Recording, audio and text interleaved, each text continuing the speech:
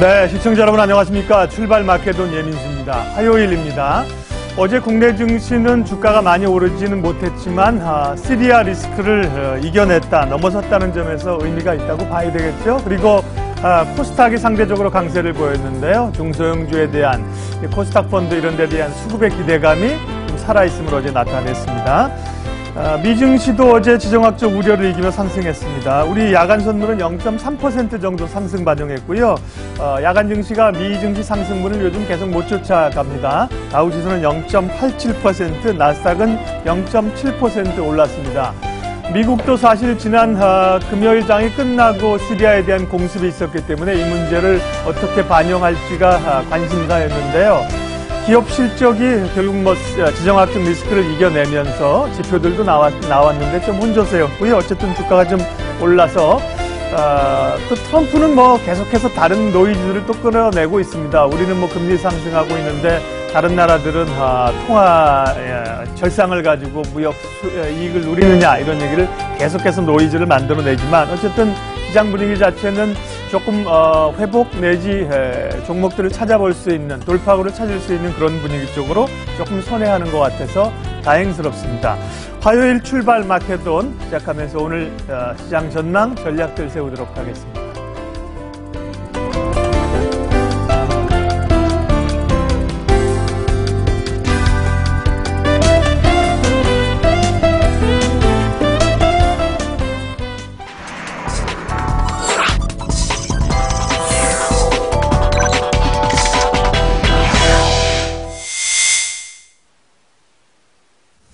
네, 오늘도 첫 코너 시장의 중심을 잡습니다. 한국투자증권 이프랜드예요. 장영혁 팀장과 함께하는 마켓 시그널입니다. 팀장님 어서 오십시오. 네, 안녕하세요. 예, 어제 조금 불안했었는데 크게 걱정할 일 없다고 하셨고, 네. 예, 시리아 영향은 시장이 이겨냈습니다. 네네.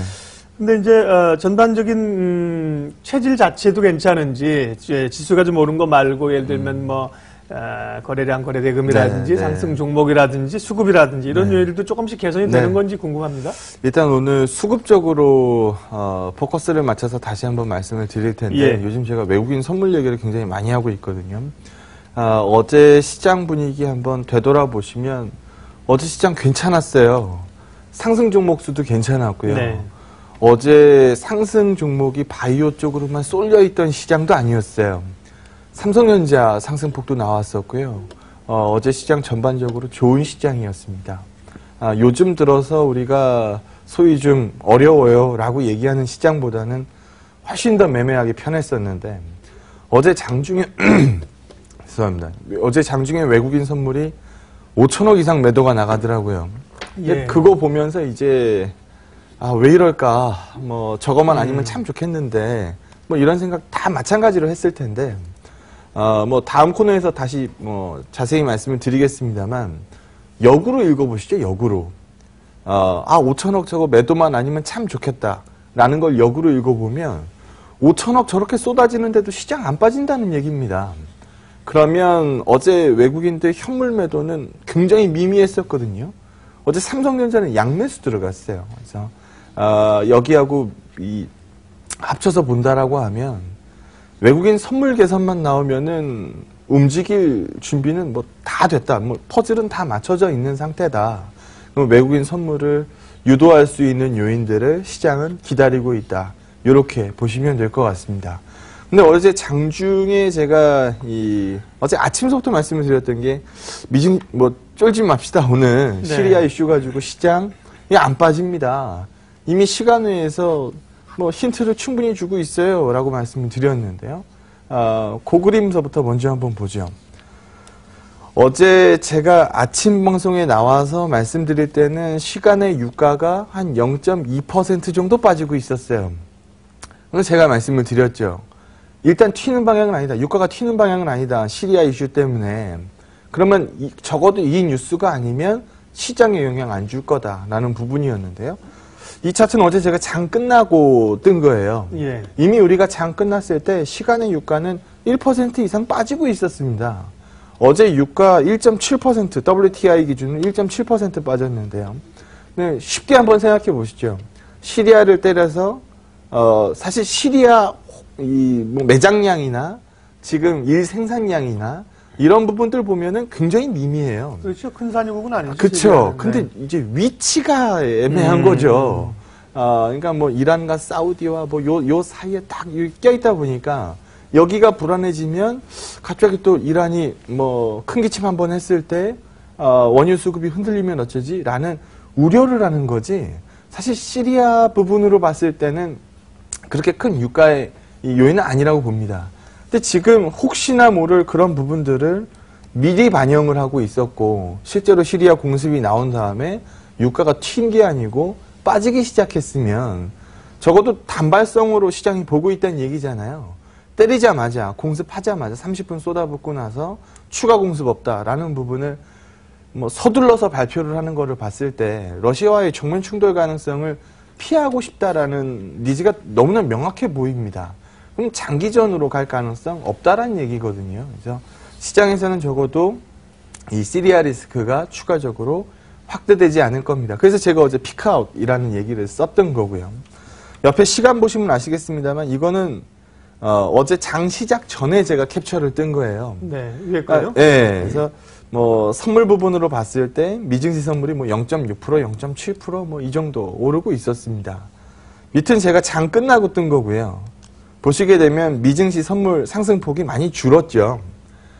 이거 보면서 오늘 저녁 때 미증시가 생각만큼 안 강하면 내일 아침 메롱 이거 어쩌지? 뭐 이런 생각들 하셨을 텐데 네. 어제 간밤에 미증시 내용 보시면은 나쁘지 않았어요. 또 0.7%면은 네. 뭐 상승분 시리아 리스크 이겨내는 모습을 또 그대로 보여줬기 때문에 오늘 우리 시장 사실 어제 분위기로만 읽는다라고 하면 야, 뭐 오늘 미증시 플러스 안 날 수도 있어 라는 부분을 반영했던 시장이라면 오늘 우리 국내 증시는 커봐 어제 미증시 나쁘지 않잖아 시리아 피크아웃 되는 거야 라는 부분을 반영하는 시장이 될 거라는 거죠. 그래서 어제 조금 거래소가 좀 부족했는데 오늘은 그 부분들을 채울 수 있는 시장이 될 겁니다 라는 부분을 먼저 말씀을 드리고요. 어제 미국에서 지표 발표 하나 나온 게 있어서 제가 어제 이 말씀을 먼저 드렸어야 되는데 딴 얘기 시리아 얘기하느라고 예. 놓쳤네요. 어제 주목받는 지표 발표가 하나 있었어요. 이번 주에 중국에서 소매 판매, 뭐 고정자산 투자, 뭐 산업 생산이 3대 지표 발표가 될 텐데 지난번 이 수출입 지표에서도 봤었던 것처럼 중국이 지금 납작 엎드렸거든요. 그래서 아마 이 3대 지표가 이번에도 좀 밋밋할 겁니다. 그럼 이번 주에 관심이 모아지는 지표는 딱 요거 하나밖에 없었어요. 어제 발표가 나왔고요. 3월 미국의 소매 판매 지표가 0.6% 증가했습니다. 전월 마이너스 0.1%였고요. 전전월도 마이너스 0.1%였습니다. 지금 가이던스는 0.4% 증가였는데요. 가이던스 대비해서 더 잘 나왔습니다. 그럼 표를 하나씩 건너가면서 해석을 한번 해보도록 하죠. 보시게 되면 일단 버는 돈이 조금씩 이제 굵어지기 시작했어요.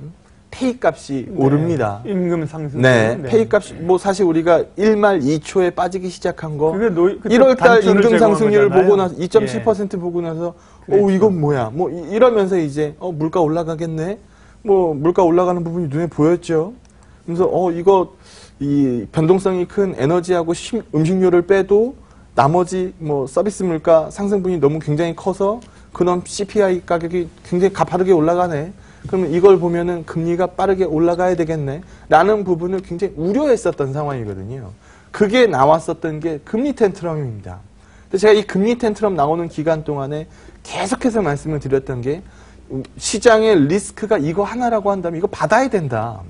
올드 노멀이 이게 우리가 한참 동안 뉴 노멀을 살다 보니까 올드 노멀이 이상한 것처럼 보이는데 경기 좋아지면 물가 비싸지는 거 이거 당연한 거 아니냐라는 부분으로 말씀을 계속해서 드렸었습니다. 물론 그 이후에 가장 경계하는 뉴스였던 미국과 중국의 무역 마찰이 현실화되면서 추가적인 노이즈에 시달렸고 우리가 지금 뭐 조금 이 답답한 국면을 보이고는 있습니다만 이 이전 국면에서는 적어도 이 부분 때문이라면 이건 주식 받아야 된다라는 부분으로 강하게 말씀을 드렸던 대목들입니다.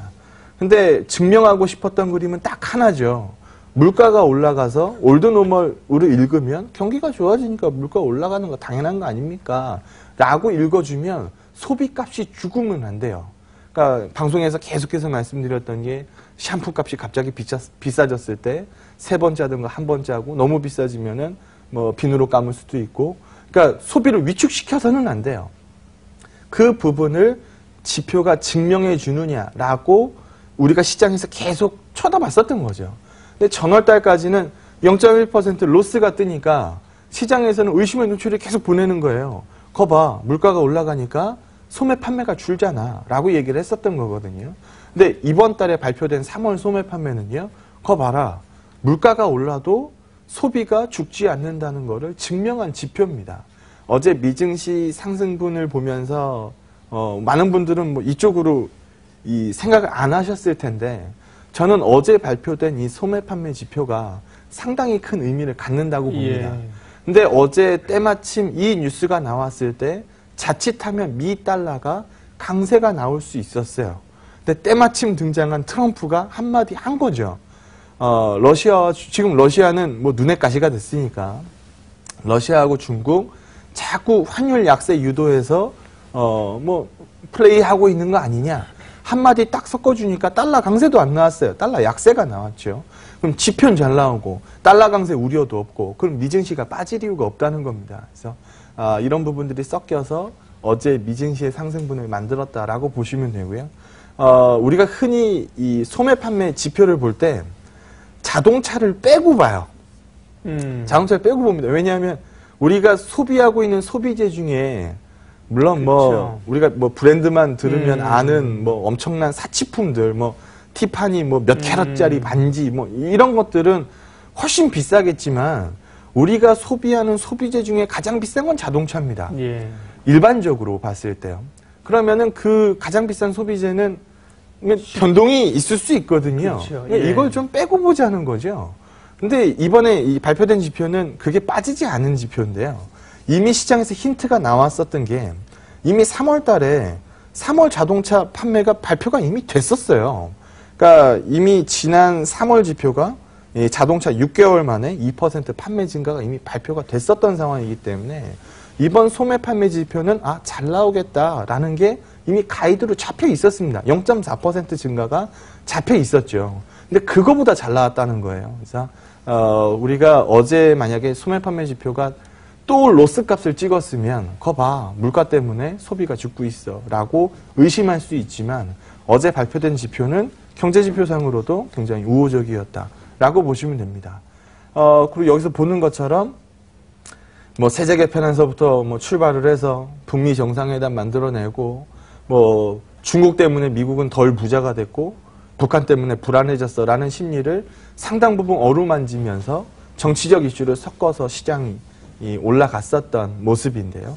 최근에 무역 분쟁 노이즈 때문에 시장이 좀 시달리긴 했지만 여기 보시는 것처럼 리스크 값은 이미 빠지기 시작했다라는 부분을 제가 방송에서 계속 말씀을 드리고 있죠.